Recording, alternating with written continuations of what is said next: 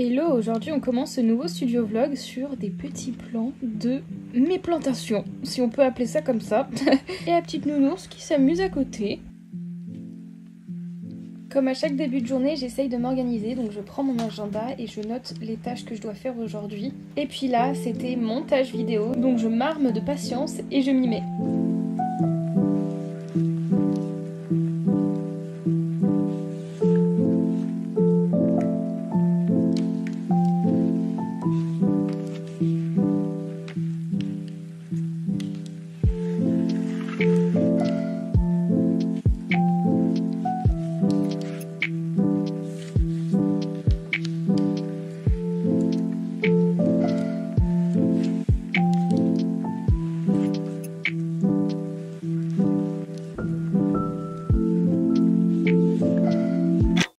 J'ai fait un peu de montage pour le prochain studio vlog. Je voulais faire aussi de la programmation pour mes reels et TikTok, mais en fait je me suis dit vas-y, c'est le moment, tu testes de faire la publication manuellement pour voir du coup par rapport à ce que je disais dans la dernière vidéo si ça a vraiment un impact sur la visibilité ou pas, ou si c'est la musique qui fait ça. Donc je vais essayer déjà de publier manuellement et voir les changements que ça apporte, et on verra avec l'analyse à la fin, voir s'il y a eu un impact ou pas, ou essayer de comprendre la source de ce qui se passe. Donc finalement du coup j'ai pas programmé ça. Et là on se met sur l'outro de la vidéo YouTube. Ça serait bien que j'avance un maximum sur l'illustration et voilà, parce qu'après il y a l'animation à faire. Donc c'est parti.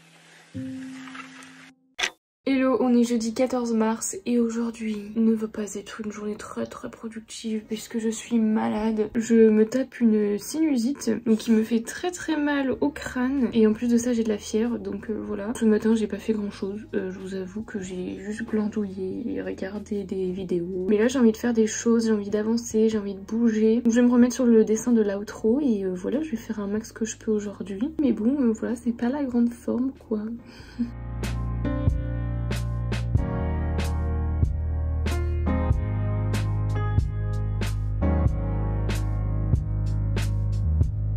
Dans une de mes dernières vidéos, on m'a suggéré de vous montrer comment je fais mon maquillage, et je suppose que la personne voulait parler d'un de mes maquillages que j'ai eu dans la vidéo, et c'est probablement le maquillage rose. Donc j'ai décidé de vous faire une sorte de petit tuto, mais étant donné que je ne suis pas youtubeuse make-up, et ben ça va être un petit peu approximatif et vous allez voir des images vraiment très mal cadrées.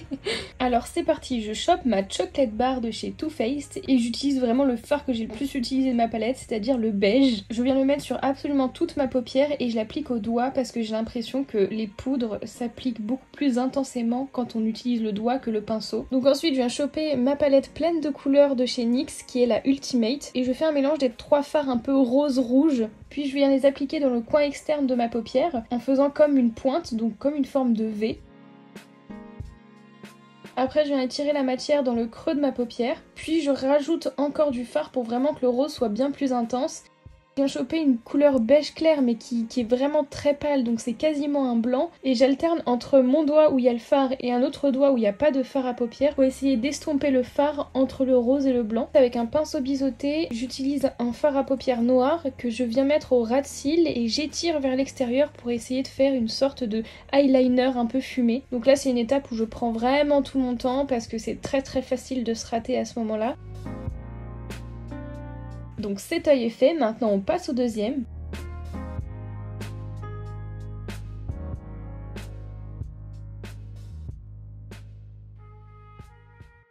Ensuite je prends mon mascara qui est tout simplement le mascara de chez Sephora. Et puis là je vous fais pas un dessin, hein, je me mets tout simplement du mascara sur les cils. Et voilà, make-up terminé, donc la face est faite, mais maintenant il faut que je m'occupe de mes cheveux. Ah, et puis je décide aussi de réestomper encore mon fard parce que je me suis rendu compte qu'il était pas assez bien estompé, donc j'hésite pas à y retourner. Et voilà, terminé. Hello, aujourd'hui nous sommes le vendredi 15 mars, j'ai fait du montage pendant toute la journée, j'y suis encore, et là je vais faire la miniature pour le studio numéro 28, et donc je vous emmène avec moi pour cette création de miniature.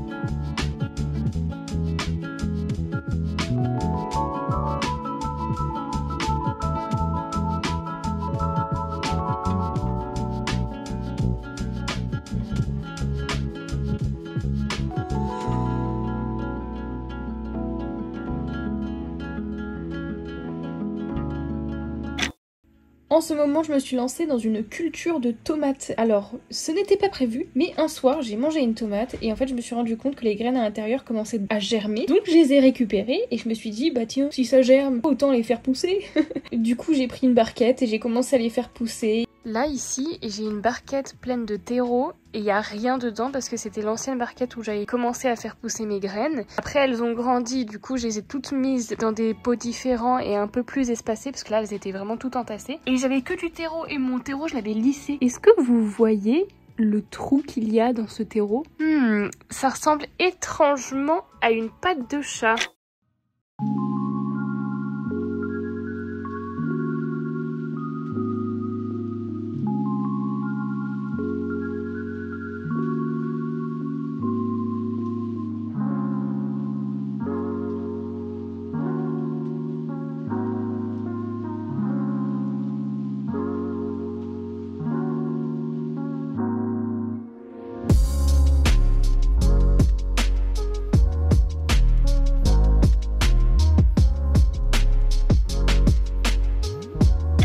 Hello, on est samedi 16 mars et vu ma tête encore une fois, je ne suis toujours pas remise sur pied, je suis toujours malade et j'en ai marre parce que j'ai vraiment très mal à la tête tous les jours et je me mouche toutes les 30 secondes. Là j'ai qu'une envie, c'est de dormir. Mais écoutez, à un moment il faut bien se bouger les fesses, du coup je continue en fait à travailler un peu tranquillement. Et puis là aujourd'hui ça sera une journée plutôt genre dessin, c'est plutôt chouette, j'aime bien parce qu'en plus ça me permet d'écouter des vidéos, des podcasts et tout en même temps, donc je trouve ça cool. Je vais essayer de faire des croquis des produits que j'aimerais faire pour la prochaine mise à jour de ma boutique. Et donc hier j'avais déjà un peu commencé, j'ai dessiné quelques suncatchers, après il me reste tout le reste à faire. Et puis même les suncatchers je suis pas encore certaine de ce que je fais parce qu'en plus je me laisse le choix, je fais plusieurs croquis différents et en fait il y a des fois j'aime bien deux dessins différents, deux options, il faut que je choisisse, sauf que à chaque fois c'est ce problème chez moi de regretter d'avoir fait le mauvais choix alors qu'il n'y a pas vraiment de mauvais choix, il faut faire un choix à un moment donné, mais voilà, il faut que je continue à faire ça quoi.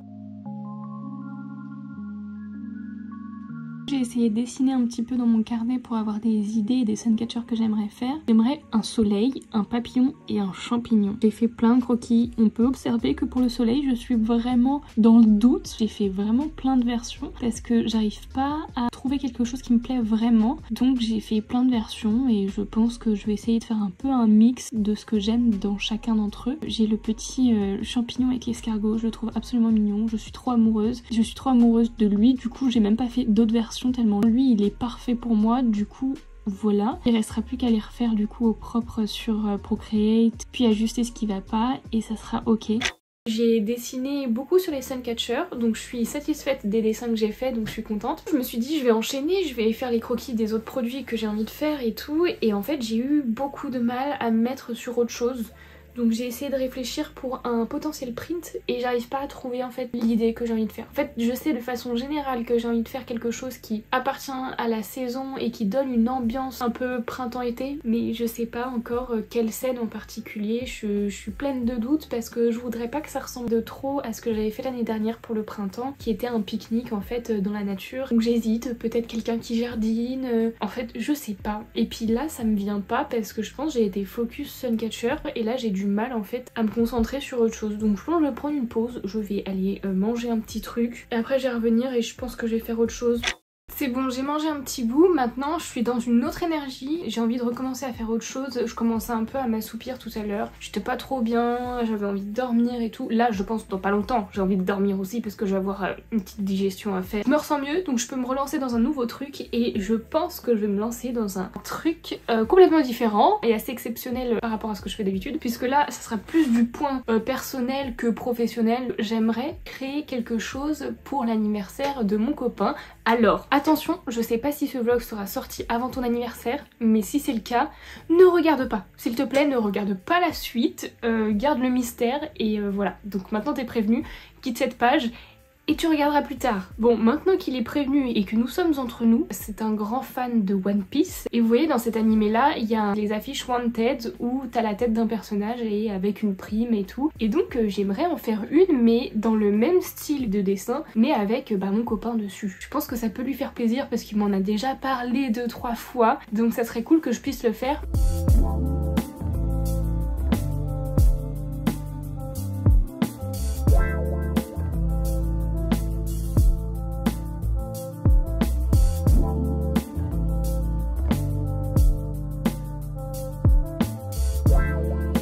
Il est plus tard dans la soirée et j'ai à peu près terminé le croquis. J'hésite encore sur des détails parce que mon copain, son personnage préféré c'est Zoro. Et Zoro, il a les katanas, il a une cicatrice sur l'œil là comme ça tout droit. Et il a aussi des petites boucles d'oreilles. Mais du coup je voulais rajouter un petit truc en mode référence à un personnage. Donc déjà il a un katana. Je vais probablement faire un des 3 katanas de Zoro. Mais du coup j'hésitais à lui faire soit la cicatrice, soit les boucles d'oreilles ou soit la cicatrice de Luffy. J'ai fait les 3 versions et j'arrive pas trop à choisir.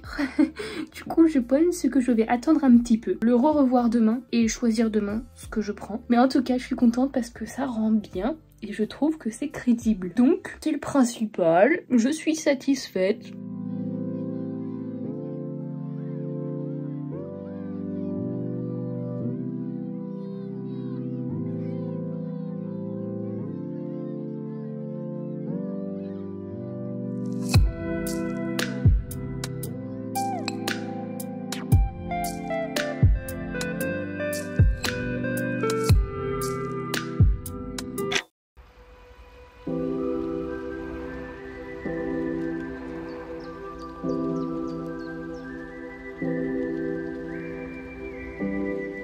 Ok, je mets pause à cette vidéo, le temps de vous faire un petit avertissement pour les personnes qui n'aiment pas les insectes. Dans les prochains rushs, je montre des insectes et j'essaye de filmer d'assez proche. Pour les gens qui sont seulement arachnophobes, ça passe, y a pas d'araignée. Mais sinon, pour ceux qui n'aiment vraiment pas les insectes, je vous conseille de passer au chapitre suivant.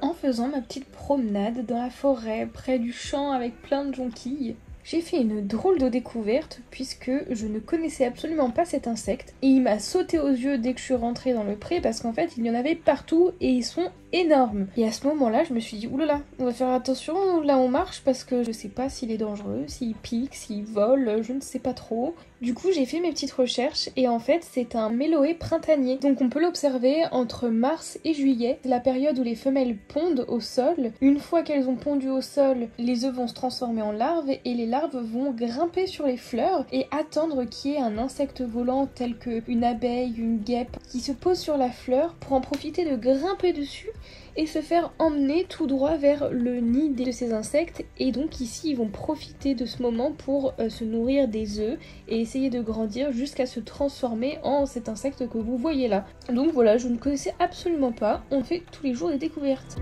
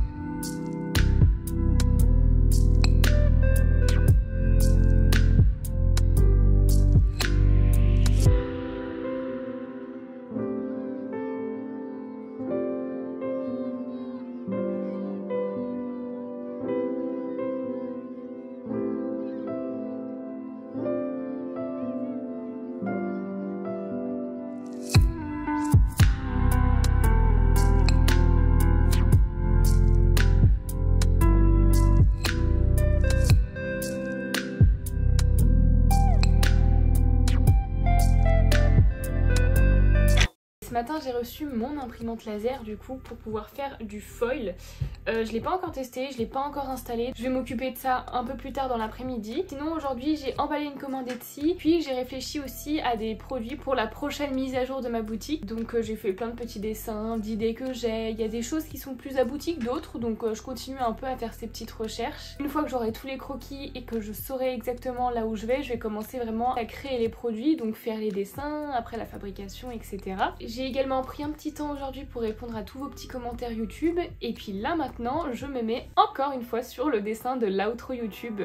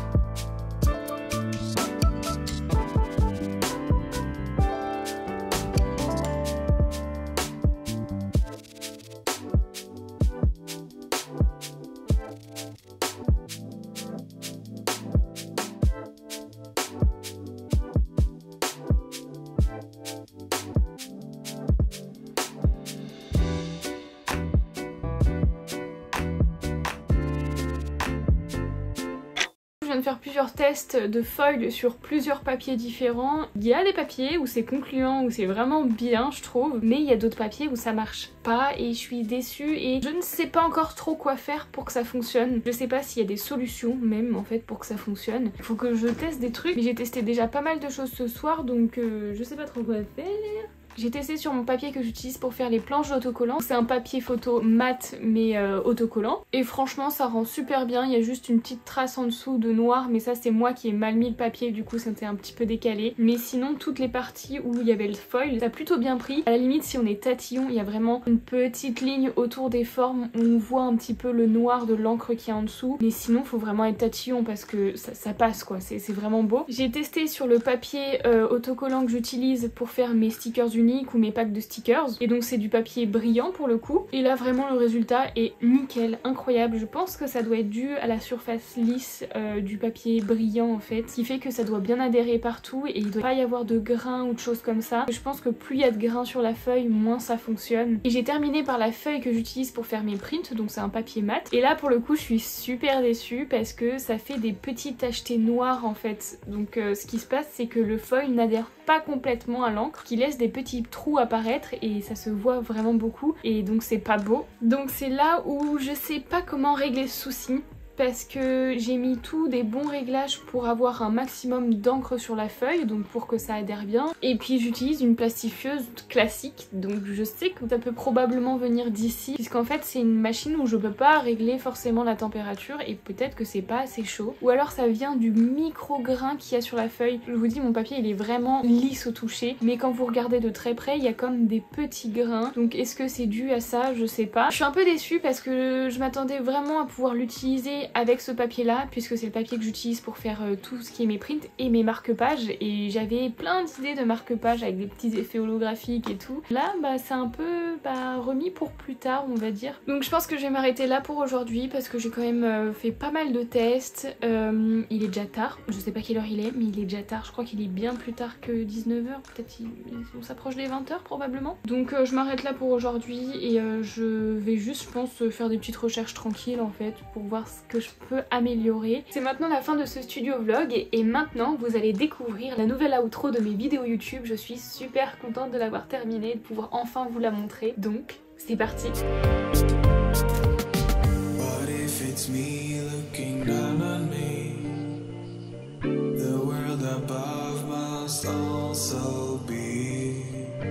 This could go on for infinity.